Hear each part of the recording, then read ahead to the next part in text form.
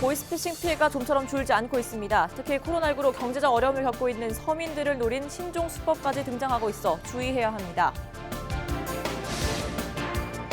영천시 의회가 미래통합당과 더불어민주당, 양당 간의 불신 속에 후반기 원구성을 마쳤습니다.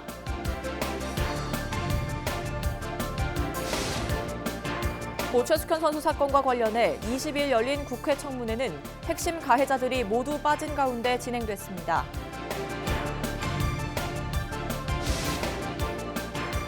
오는 2025년 고교학점제 전면 시행을 앞두고 경북교육청이 정규 교육과정에 편성되지 않은 과목을 온라인 공동교육과정으로 개설해 좋은 반응을 얻고 있습니다.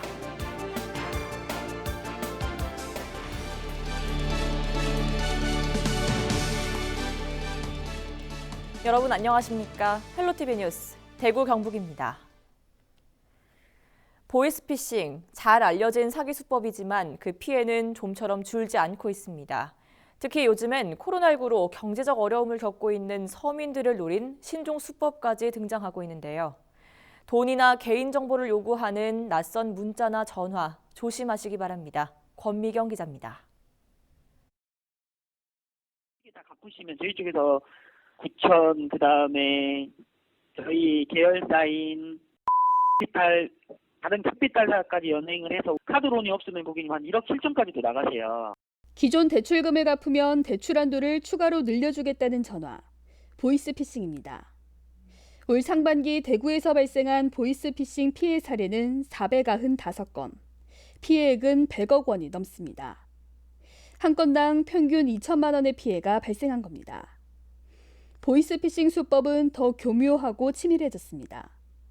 코로나19로 형편이 어려워진 서민들을 노리고 은행인 척 대출을 해주겠다며 만나서 돈을 가로채는 대면 편취형 보이스피싱이 기승을 부리고 있습니다. 코로나19 긴급 생계지원금을 주겠다며 개인 금융정보를 요구하는 신종 수법까지 등장했습니다. 코로나19로 인해 경제적으로 고통받고 절박한 심정을 이용하여 정부 지원 대출을 빙자한 보이스피싱 및 스미싱 사기들이 급증하고 있는데요. 금융기관 직원은 절대 금융기관 밖에서 대출금 상환받지 않습니다. 그리고 상대방이 출처를 알 수 없는 URL 주소나 팀뷰어 등 원격 제어 앱 설치를 요구하면 절대 응하시면 안 되겠습니다. 한번 돈을 건네고 나면 다시 돌려받기가 사실상 어려운 만큼 저금리 대출을 해주겠다거나 신용 등급을 올려주겠다는 등 낯선 번호로 걸려온 솔깃한 전화는 의심, 또 의심하는 것이 좋습니다. 헬로티비 뉴스 권미경입니다. 제8대 영천시의회 후반기 원구성이 마무리됐습니다. 의장과 부의장에 이어 상임위원장 자리도 모두 미래통합당이 가져갔습니다. 이하영 기자입니다. 부의장과 상임위원장 2석을 요구한 민주당과 상임위원장 1석만을 내놓겠다는 통합당. 결국 협상은 결렬됐습니다. 우리 당은 후보에서 받는 모양으로 1석을 내놓은 것은 우리 당은 맞지 않겠습니다. 통합당 7명, 민주당 3명, 무소속 2명, 다수당인 통합당이 상임위원장 자리까지 모두 가져갔습니다. 12명 중 유효표는 7표. 의장과 부의장 선거에 이어 상임위원장 선거에서도 민주당과 무소속 의원은 모두 기권했습니다. 통합당에서 흘러나왔던 사전 내정설 그대로 운영위원장의 우회자, 총무위원장의 이영기, 산업건설위원장의 이갑균 의원이 당선됐습니다. 좀 아쉽게도 참 그 민주당들과 협치가 안 돼서 조금 아쉽습니다만은 미래통합당이 책임 정치를 통해서 영천 시민의 중심으로 의정을 펼쳐 나가겠습니다. 정내 간담회뿐만 아니라 필요시 언제나 의견을 피력할 수 있는 모두가 하나 되는 소통 의회가 되도록 노력하겠습니다. 양당 간 불신 속에 후반기 원 구성을 마친 영천시 의회. 통합당의 독식으로 후유증은 커질 것으로 보입니다. 헬로티비 뉴스 이하영입니다. 학생들이 원하는 과목을 선택해 들을 수 있는 고교학점제가 2025년 전면 시행을 앞두고 있습니다. 하지만 시골 학교의 경우 교사 수가 부족한 데다 개설 과목도 적어 학생 선택의 폭이 좁은 게 현실인데요. 이를 해결하기 위해 경북교육청이 지난해부터 온라인 공동교육과정을 개설했는데 신청 학생이 1년 만에 2배 가까이 늘면서 인기를 끌고 있습니다. 전병주 기자가 취재했습니다. 텅 빈 교실에 영어 회화 수업이 한창입니다. 선생님과 학생들은 화상 카메라를 통해 질문과 대답을 주고받습니다. ancestral human 뜻이 뭐예요? ancestral humans 같은 경우에는 이 같은 경우에는 인간들의 조상이라고 이제 해석을 하면 돼요. 수업에 참여한 학생들은 모두 6명. 학교도 학년도 모두 다릅니다. 고등학교 2학년 이상 학생들이 신청할 수 있고 방과 후 혹은 주말을 이용해 수강할 수 있습니다. 영어, 베트남어, 스페인어 등 외국어 강좌와 연극, 영화, 논술, 교양 강좌 등 종류도 다양합니다. 정식 수업 시간으로까지 인정돼 인기가 많습니다. 제가 듣고 싶고 필요한 과목을 공동교육과정으로 들을 수 있어서 너무 좋고 이웃 학교 학생들과 토론도 함께 할 수 있고 함께 수업을 들을 수 있어서 재미있습니다. 고교 학점제는 학생들이 진로에 따라 다양한 과목을 선택해 이수하고 누적 학점이 기준에 도달할 경우 졸업을 인정받는 제도입니다. 경북교육청은 2025년 고교 학점제 전면 시행을 앞두고 학생들이 원하는 수업을 선택해 들을 수 있는 온라인 공동교육과정을 만들었습니다. 컴퓨터와 화상 카메라만 있으면 언제 어디서든 수강할 수 있습니다. 개설 과목 수가 적거나 교사가 부족한 시골 학교 또는 난이도가 높은 과목을 수강하려는 학생들이 신청하고 있습니다. 지난해 19개 과목이 개설돼 180여 명의 학생이 수업을 들었는데 올해는 36개 과목 370여 명의 학생이 수업을 받고 있습니다. 고교 학점제 도입에 따라서 학생 과목 선택권이 확대되고 있습니다. 그런데 학교 정규 교육과정에 편성되지 않은 과목의 경우에는 학생들이 들을 수 있는 기회가 없습니다. 온라인 공동교육과정은 지역의 한계, 시간의 한계를 넘어설 수 있기 때문에 학생들이 필요로 하는 과목을 들을 수 있어서 경북교육청은 현재 7곳에서 운영되는 온라인 스튜디오를 고교 학점제 선도학교 9곳에 추가로 설치하기로 했습니다. 코로나 우려로 비대면 온라인 수업이 각광받고 있는 가운데 학생들이 직접 선택해 들을 수 있는 온라인 공동교육과정의 활용도는 더욱 높아질 것으로 보입니다. 헬로티비 뉴스 전병주입니다. 고 최숙현 선수 사건과 관련해 20일 열린 국회 청문회는 핵심 가해자들이 모두 빠진 가운데 진행됐습니다. 국회 문화체육관광위원회는 운동 처방사와 감독, 또 연락이 두절된 주장 선수에게 청문회에 참석하도록 동행 명령장을 발부했지만 3명 모두 끝내 참석하지 않았습니다.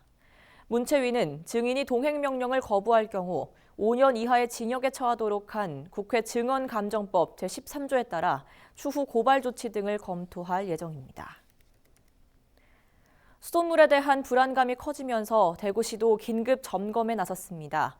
대구시는 정수장 5곳과 배수지 52곳을 대상으로 지난 16일부터 엿새 동안 현장 점검을 실시한 결과 모든 시설에서 유충은 발견되지 않았다고 밝혔습니다. 대구 상수도사업본부는 지난 16일부터 현재까지 15건의 유충 의심 신고가 접수되면서 매일 유충 발생 여부를 확인하고 있으며 인천 정수장에서 문제가 된 활성탄 접촉지의 세척 주기를 7일에서 5일로, 모래 여과지도 48시간에서 36시간으로 간격을 단축해 운영하고 있습니다. 코로나19 사태가 안정 단계로 접어들면서 가정학습을 신청하는 학생도 크게 줄어든 것으로 나타났습니다. 경북교육청은 지난 6월 초 하루 평균 3,300명에 이르던 가정학습 신청 학생이 지난주에는 하루 평균 1,000명 수준으로 대폭 감소했다고 밝혔습니다. 앞서 교육청은 코로나19 상황을 고려해 가정학습을 연간 수업 일수 3분의 1에 해당하는 60일까지 허용한 바 있습니다. 코로나19 영향 등으로 올 상반기 대구 지역 성범죄 발생 건수가 지난해 같은 기간보다 약 14% 감소한 것으로 나타났습니다.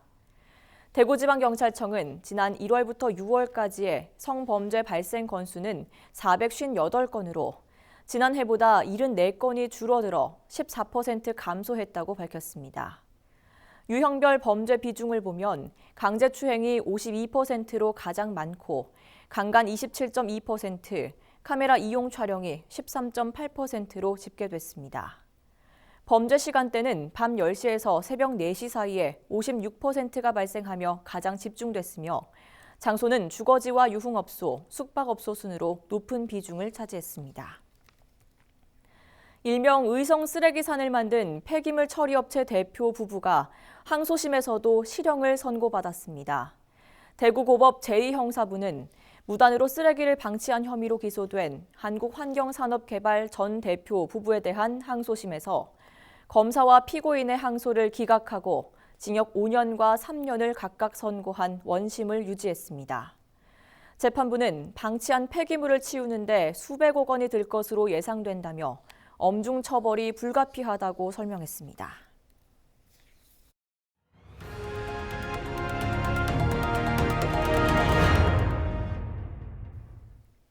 지난 2월 말부터 사실상 끊겼던 포항의 하늘길이 다시 열립니다. 오는 31일부터 포항과 김포, 포항과 제주를 잇는 새 여객기 운항이 시작되는데 코로나19로 항공사들이 국내선에 눈을 돌리고 있는 시점과 맞물렸습니다. 윤경보 기자의 보도입니다. 포항 김포, 포항 제주 간 하늘길이 다시 열립니다. 저비용 항공사인 진에어는 20일 포항시청에서 포항시와 경북도, 공항공사 등과 업무 협약하고 오는 31일부터 두 노선의 신규 여객기를 투입하기로 했습니다. 진에어 측은 180석 규모의 여객기를 투입해 김포 노선은 하루 한 차례, 제주 노선은 하루 두 차례씩 왕복 운항합니다. 가격 경쟁력을 높이기 위해 기존 대한항공 운임의 70에서 80% 수준으로 낮추고 취항 초기 각종 이벤트를 마련하는 등 공격적인 마케팅을 펼칠 계획입니다. KTX하고 같이 경쟁을 하면서 여기 시민들이 좀 더 좋은 선택, 또 더 안전하고 좋은 서비스, 그다음에 가격 면에서도 더 경쟁을 하다 보면 더 좋은 조건. 경제성을 이유로 지방공항 취항을 꺼려왔던 항공사들이 다시 국내선에 관심을 보이고 있는 건 코로나19로 국제선이 사실상 마비가 된 탓이 큰 것으로 보입니다. 포항시는 항공사들의 코로나19 악재가 포항공항 활성화에는 오히려 호재가 된 만큼 노선 유지를 위한 새로운 전략을 보태기로 했습니다. 기존에 대한항공에 지급했던 보조금은 적절한 숫자에 맞춰가지고 적절한 액수에 맞춰서 지급을 할 것이고 또 그 외에 공항의 접근성이 높아질 수 있도록 시내버스 노선을 더 증가 배치를 한다든지. 협약에 참여한 경주시는 관광 활성화와 동반 성장을 위해 그동안 물밑에서 논의되어 왔던 공항 명칭 변경도 이제 현실화할 때가 됐다고 강조해 눈길을 끌었습니다. 경주와 포항 공항 간의 접근성 제고를 위해서 지방도 945호선을 확포장하는 그런 일이 추진하고 있고 또 공항의 명칭을 포항 경주공항으로 바꾸어서 한편 코로나19로 중단되고 있는 대한항공 포항 제주 노선도 다음 달 중순부터 하루 한 차례 왕복 운항할 것으로 알려지면서 존폐 위기까지 몰렸던 포항공항도 한숨을 돌리게 됐습니다. HCN 뉴스 윤경보입니다. 대구와 강원도 양양 지역을 잇는 항공 노선이 새로 생겼습니다. 플라이 강원은 다음 달 14일부터 186석 규모의 대구 강원 노선을 금, 토, 일 주 3회 운영합니다. 대구 경북에서 강원 영동 지역으로의 접근성은 좋지 않았던 상황에서 플라이 강원 관계자는 대구는 꾸준한 상용 수요가 있는 도시로 두 지역 간의 편의를 높이기 위해 신규 취항을 결정하게 됐다고 말했습니다. 대구를 떠난 청년들이 다시 대구에 정착할 수 있도록 대구시가 나섰습니다. 대구시는 대구창조경제혁신센터와 함께 지역 소식과 취업, 창업 정보를 전하는 SNS 플랫폼 욜로 온날을 열고 9월부터는 챗봇 서비스도 제공할 계획입니다. 특히 대구 지역의 공공기관과 산업탐방 등 대구를 둘러보고 문화를 체험하는 숙박 프로그램도 운영합니다. 지난 2018년 대구 청년 실태 조사 결과 서울 출향 청년 중 42%가 대구로 귀향할 의사를 보인 것으로 나타났습니다. 30대 출향 청년은 높은 생활비 부담과 팍팍한 서울 생활, 가족, 친구와의 관계 등을 귀향 이유로 꼽았습니다. 한국수력원자력 월성원자력본부는 계획 예방 정비를 위해 20일부터 월성원전 4호기 발전을 중단했습니다.